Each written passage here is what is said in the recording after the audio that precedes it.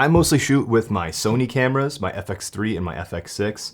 However, the Komodo just got a price drop, and for $3,000, I think this is an unbelievably good deal.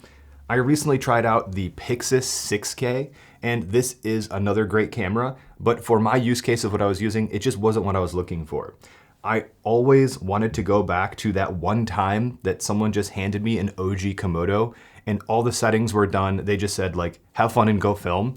So I wanted to give the OG Komodo another chance. So over the past few weeks, I've used this camera, and I wrote down what I thought of it while I was out using it. So this is my opinion of the OG Komodo coming from a Sony shooter. Starting off, the OG Komodo has a lot of strange quirks, and this camera has a great image, but it also has like a bit of an attitude, and I've never experienced that in a camera before. If something is slightly off, this camera just will not work right. You have to eject the cards a specific way. Usually I just take the card out of my camera, transfer it, delete it, put it back in the camera, totally fine. This gave me an error whenever I did that. I should be formatting the card in the camera, but that's on me. My Sony cameras have never given me a problem with this before. So next time, I safely ejected it while the camera was on, transferred the footage to my computer, did not delete anything, safely ejected it again, put it back in the camera. Believe it or not, still an error. Sometimes this gives me an error, sometimes it doesn't. I still haven't figured this one out yet. Formatting the cards in the camera takes about 1 minute to do. Another thing, I didn't black shade this camera whenever I first got it, so my first test footage was really noisy when I went to look at it on the computer. It was about 70 degrees in my office. I black shaded the camera right here. Then I went outside to film in about 40-degree weather, had to black shade it again.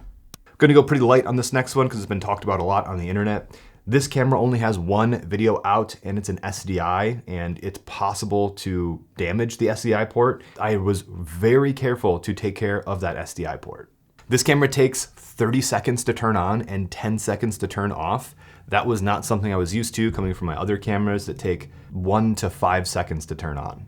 I wish there were more custom buttons on the Komodo. On my FX6, I'm very used to my custom buttons and using them for focus and exposure tools.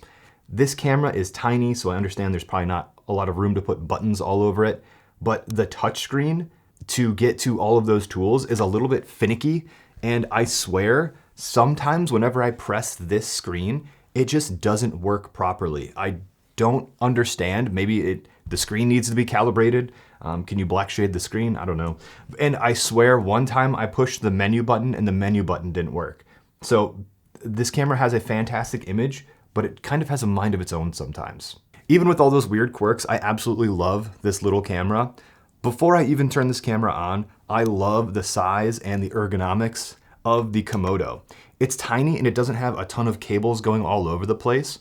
I know this doesn't affect image quality, but it still kind of does matter, to me at least.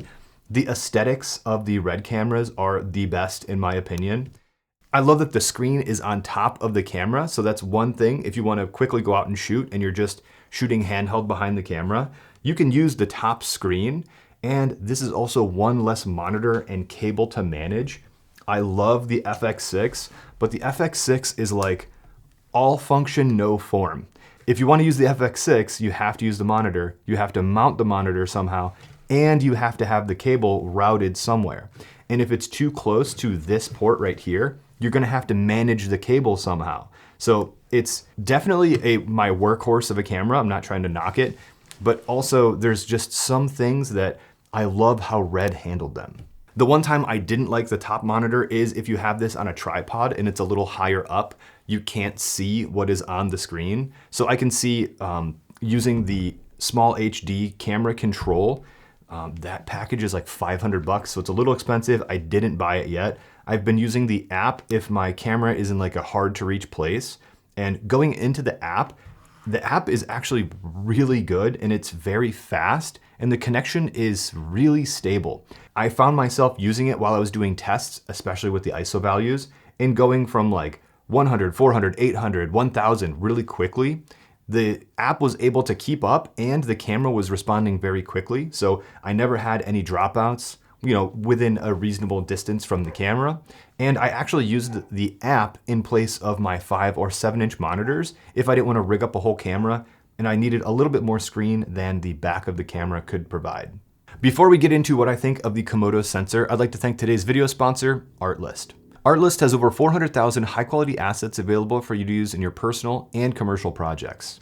Their tools make it easy to find the exact song you need. Their filters make it easy to choose a genre, refine your results with mood keywords, and you can even narrow down the music by which instruments are used, if you want vocals or not, or adjusting the BPM. They have tons of playlists to help give you some inspiration from different creators, moods, or types of videos. Artlist also has a new image and video generation tool. Generate an image, find one you like, use that image to generate a video clip based on prompts. It's very simple to make high quality images and assets. I find myself using AI in pre-production to help get my ideas across quickly to clients. But if you like to use AI in your final deliverables, the Artlist license covers your AI images and videos for personal and commercial works. They have a huge selection of LUTs, footage, and tools from your favorite editors to help speed up your edits. Artlist is offering 2 free months if you use the link in my description. Artlist has over 400,000 high quality assets and more are being added constantly, so you'll be sure to find exactly what you're looking for. Thank you, Artlist, for sponsoring this video. For sensor size, I'm used to my larger sensors of the FX6 and the Pyxis, but I use an FX30 as a C camera if I need one, so I'm used to working with a Super 35 sensor now more than when I first picked up the FX30. I used the 12mm on the Komodo and I missed how wide it looked on the FX6, but I really missed how wide it looked on the Pyxis in open gate. With some of these lenses, this was actually a good thing though. I had a video going over if gear was worth it or not, and I purchased the Remus lenses, and I mentioned they were a little bit soft on my full frame cameras. However, I tried out the Remus lenses on the Komodo and I was impressed at how clean they looked. You still get some distortion around the edges, but it felt a lot sharper overall. Some pros and cons to the sensor sizes. One isn't better than the other. They all are just a little different. I still do like the wide open full frame look though. When it comes to low light, this camera did feel a little bit crunchy though. I tend to film a lot in low light or dynamically changing lights that I don't have control over, so this was a bit of a sticking point for me. I did some informal tests here and the Komodo struggled in low light situations where I would typically just shoot with these other cameras, and it was tough to get the Komodo properly exposed or an image that wasn't really noisy. That being said, I do love how the noise of the Komodo looks more than these other cameras. A little bit of noise is nice, in my opinion, but if you have too much, it's kind of a pain to work with. However, complete aside, I found that the Komodo's noise was the easiest to actually get rid of in DaVinci Resolve, and when you have to clean it up maybe a little more than you would like, the noise actually looks pretty good and it retains some detail in the image. On the Pyxis, I found that if you're using a lot of heavy noise reduction, it just looks more mushy and the details are lost. It's not really fair to compare all these cameras because these have dual base ISOs and you can pretty much shoot in the dark with the FX6. The Pyxis has 2 ranges of ISOs, but if you get higher than the base and you're trying to shoot in low light to compensate for exposure, that's when the Pyxis gets really noisy and mushy, and recovering the detail, like I said, the details are pretty much lost there, in my opinion. The FX30 also has a dual base ISO, but it's really not as noticeable as a jump. A strange thing about the Red Komodo is that there is no native ISO. In the Sony world, you kind of live and die by your ISO values. So this was a big operating and workflow shift for me. Using ISO to adjust the gray point when using ND or aperture or lighting to help expose has been a big shift for me. And I've actually found myself cheating a little bit with the Komodo using shutter angle to help compensate for exposure when I can't use any other tools to my advantage. I never found myself really doing that on my Sony cameras because the ISO was, such a big difference between the 2 circuits. Sometimes I would shoot 12,800 and ND down if I had too much light that I was working with. To make matters even more complicated, the Komodo has better shadow dynamic range at lower ISO values. It has even shadow and dynamic range around 800, and then it has better highlight dynamic range at the higher ISO values, but you're gonna sacrifice stops in the shadows. This only compounds the low light issue that I ran into with the Pyxis, and these 2 cameras are exposing my poor exposure habits in run and gun situations. Low light situations, I've been shooting from 400 to 800. Normal lighting conditions, I've been shooting ISO 800. And high lighting situations, I've been shooting 800 to 1280. Those have been the ranges that I have gotten the most dynamic range out of when I go to edit it. Again, there are outlying conditions, like if you are shooting a very low light scene, maybe you want to go to ISO 100, but I found 400 to 800 in low light to be the sweet spot for me. When I'm in dynamic lighting that changes a lot, I found that ISO 800 gave me the best results because it's kind of a mix of the best of all worlds, but you can still go in and post and adjust the ISO if you need to. On my Sony cameras, I've been overexposing by like half a stop or even a stop and a half sometimes, and pulling the exposure down in post for the cleanest shadows. I have found the best results with the OG Komodo to expose how you want your image to actually look. And then with the R3D settings, you can actually fine tune it in post, and that gives you a little bit better results. Next up, global shutter on the Komodo is a very nice plus. I haven't shot sports or, rollers with the car with this Komodo, but I did shoot a lot of handheld. A lot of handheld. And this camera is so light that it's hard to keep it perfectly still on longer lenses. So I found myself using a lot of stabilization here. The global shutter has been awesome when stabilizing in post, and I have actually noticed a difference when stabilizing handheld footage on long lenses. If I just crank the shutter a little bit more on the OG Komodo, it actually gives you better results because I like to use the DaVinci Resolve stabilization, and then there's like a little checkbox for camera lock. So that stabilization makes it look like this footage was shot on a tripod. The giveaway is if you have too much motion in your shot, it will look choppy and the gig will kind of be up that you used a high shutter speed there. If you do have a lot of movement, normal stabilization does a great job at eliminating some of those micro jitters in post, as long as your shutter angle isn't too high. Overall, I really like the global shutter of this camera. Lumping resolutions and frame rates together, between all of these cameras, if you want to shoot anything other than 16 or 17 by 9, it's kind of a mess. Some of these cameras just can't shoot that. Some of them can, but with some sacrifices. But the Komodo is kind of like in the middle. You can shoot 16 by 9 and 17 by 9, 2:1 and 2:4:1, with even more options for anamorphics. And in this case of the Komodo, for anamorphic, you select your resolution, aspect ratio, and squeeze factor in one menu item on the menu. From a menu perspective, I like that, but I wish there was more 1.3 and 1.5 squeeze factor anamorphic options available, but I understand given the sensor restrictions. Food delivery. What do we got? Bacon, pepper, egg. Thank you, I love you. Thank you for the food. What was I even talking about?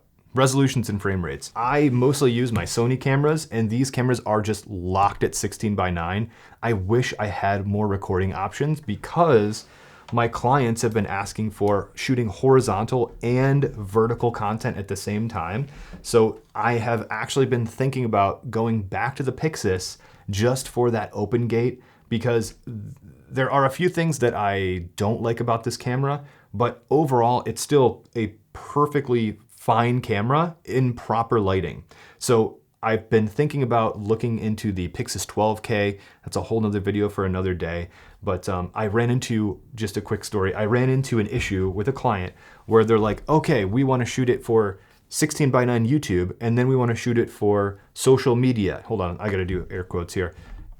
It's a quick video, so it's only, under a minute, but there's multiple location changes and all this stuff. And if a talent has to do things twice, one horizontally, one vertically, by client request, that just doubles all the time of our day. So instead of filming 2 videos, you're only filming 1, but it's just for 2 different areas of delivery.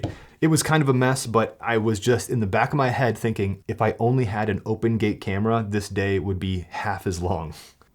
Okay, onto a spicy part of this video, and it is one of my favorite parts of this camera, and it is the image that comes off of this sensor. I wrote down, it feels soft and mushy, but sharp and detailed at the same time. I don't know how to articulate it any better than that. This sensor feels like it's a little mushy sometimes, but like mushy in a good way. especially when you're filming people. I think the Pyxis 6K is a little bit sharper if you're using it at the native ISO, but if you go too high or low, it gets really mushy really quickly. So if you have great light, this camera does a great job. This camera is like a little bit more forgiving in higher or lower light situations. And this camera can like shoot in the dark. So they're just different tools for different things. So it comes down to what situation you're going into will be which camera you should be selecting. This kind of muddies up the water whenever, these cameras are something that I would typically only like own one of. So if there's different tools for different jobs, like what is the best camera for the most wide range of jobs? That's a really tough choice. The OG Komodo has a great image in proper lighting, but I just wish there were more recording options and frame rates available. I know the Komodo-X has some of those things, but the Komodo-X is like double the price plus 1,000 USD. So this camera for this price point is kind of hard to ignore. When it comes to recording formats, you can choose between Red RAW or ProRes. I like that if you want the most flexibility, you can shoot R3D. And you can shoot ProRes if you need to bake everything in. At first I didn't understand, like just shoot everything in R3D. But if you're handing this footage off to someone else, and maybe you don't want them to have the power to change everything, shooting in ProRes could be kind of a good option. One note I wrote down about both of these file sizes though, they are both large, and as mentioned in my Pyxis video, being only able to shoot BRAW on the Pyxis was a pain. Sometimes I shoot long talking head interviews in controlled lighting, so I don't need R3D for that. I don't need a 700 gigabyte RAW file for a 1 hour talking head that was shot in controlled lighting that didn't change. That was something that was tough because shooting with my Sony cameras, that file was like, 50 to 70 gigabytes, but now it's 700 gigabytes. A few rapid fire notes here. Investing in camera parts that you can use on multiple cameras really lowers the barrier to jumping to other systems when that time comes. Using Knittel rails, handles, quality monitors, and batteries allows you to take those parts to just about any other cinema camera. The red parts are aesthetically very nice, and whenever I was ordering this camera, I was like, oh, of course I need the outrigger handle with the record button on it. But that is very expensive, and I was going to order a ton of very unique red parts like the monitor, but I found myself saying like, if I just had all of these parts, I can take them off of this camera and put it on the Pyxis if I want to go out and shoot with the Pyxis next. So I'm not ruling out the outrigger handle, but if I want that, I'm going to buy all these basic parts first. And then over time, if I find myself really missing a side handle with a record button on it, I can confidently buy that, and investing in that isn't as big of a deal because I want it. If I bought the outrigger handle when I first bought the camera and I didn't use that handle as much as I thought, I would be a little bit salty about it. And I only know this because I've done this before in the past. So buying different, very specific camera parts for specific cameras has burned me, but sometimes you need them. My next note here was going off of the common rigs part, investing in lenses with a common mount also helps mitigate the shock of switching systems. I've invested in PL mount lenses, and I've been able to use them on my Red, Blackmagic, and Sony cameras with the use of adapters. These Sony E-mount lenses are great. The autofocus is fantastic. They're really small, but I'll never use them on another camera that's not a Sony camera. That's why I consider myself to be a Sony shooter, because I'm so entrenched in that Sony system.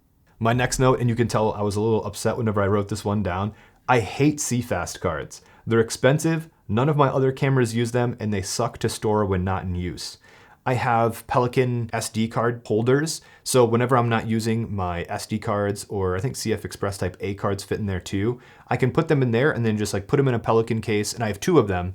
One for if a card is empty, and then another case if a card is full.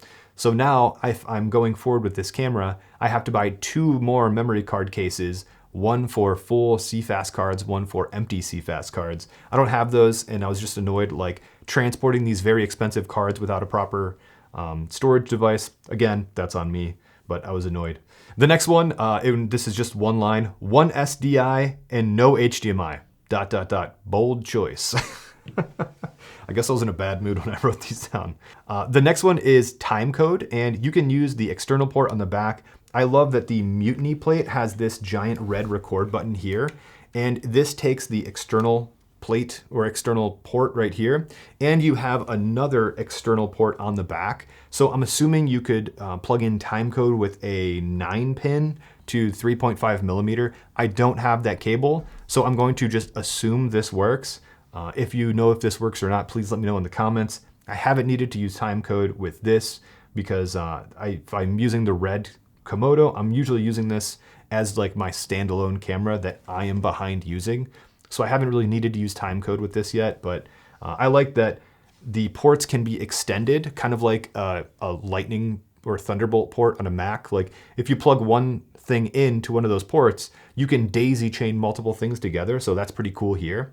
It would be very nice if there was like a daisy chainable SDI breakout box that you could plug one SDI into, have a breakout box, and then have like 3 SDI ports. That would be fantastic, but I'm not sure if that exists. All that being said, the OG Komodo has been really fun to use, and I am blown away at the price tag, especially comparing it to other Red cameras right now. There are some extras that you need to get up and running, so that $3,000 price tag for a brand new Komodo inflates a little bit once you factor in like cfast cards and monitors and handles and batteries, but you need all of these other things for other cameras as well, so I can't really dock it that many points. This tiny little ergonomic package makes me want to pick this up and go shoot with it, even with the limitations it has. The limited frame rates and the low light capabilities are improved on the Komodo-X. However, the Komodo-X is $7,000. I would rather buy a $3,000 Komodo and put $4,000 into lenses and lights that I could use with other cameras as well, because that's when other cameras really shine as well, when you have proper lighting and proper lenses to go along with them. From a renting perspective, I think the Komodo-X makes more sense because you get better low light, better frame rate options, and you get a native battery plate, so you don't have to buy a $500 Mutiny battery plate. You can just use a V-mount battery on the back of the camera. It's a little heavier, but I think that's a good trade-off for renting. For buying, for my use case, I think the OG Komodo still makes more sense for me. So my timeline for these cameras is a little crazy. I started to pick up the Pyxis 6K. I used the camera. I found out that I love the image, but it's not exactly what I was looking for. So then I went to the Komodo OG after the price drop, and I fell in love with this camera, but I think the Pyxis 12K announcement came while I was using this camera. So now I want to see if I want to buy the 12K or this camera.